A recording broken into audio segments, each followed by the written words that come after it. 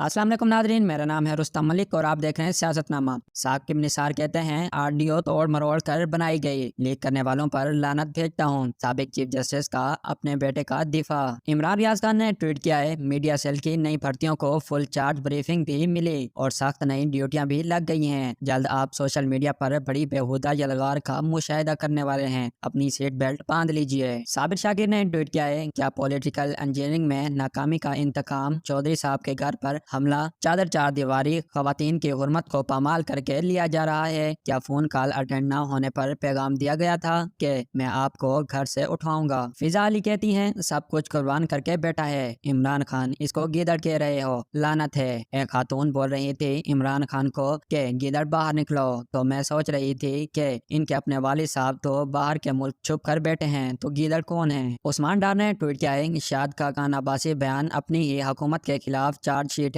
जिस आटे के हसूल के लिए अवाम लाइनों में लगकर मुफ्त की मौत मारे गए, उस आटे ने प्राइम मिनिस्टर को 20 अरब की दिहाड़ी लगा दी। ऐसा जुल्म सिर्फ पाकिस्तान में ही मुमकिन है, जहां गरीब का खैराती आटा भी अमीर की तिजोरियां भर देता है। अगर 40 अरब के मनी लॉन्डर पर फर्द जुर्म लगने के दिन इसे वजीर आजम की कुर्सी पर न बिठाया तो आज ऐसे ये 20 अरब भी बच जाते। फवाद चौधरी कहते हैं, आटा स्कीम में करप्शन पर चेयरमैन नैब शाहिद खान अब्बासी के बयान पर तहकीकात का आगाज करें और पंजाब हुकूमत के जिम्मेदारों को कटहरे में लाया जाए। हमाद अजहर कहते हैं, इसहाक डार की मुआशी पॉलिसी ऐसी ही है कि घर के तमाम अफराद को भूखा मार कर कहना कि देखो हम दिवालिया होने से बच रहे हैं। मुआशी तरक्की मनफी है, जरूरी माल की इम्पोर्ट भी बंद, कारोबार तबाह, बेरोजगारी का समंदर और लाखों अफराद हर हफ्ते गुर्बत की लकीर से नीचे जा रहे हैं। हर तरफ तबाही है।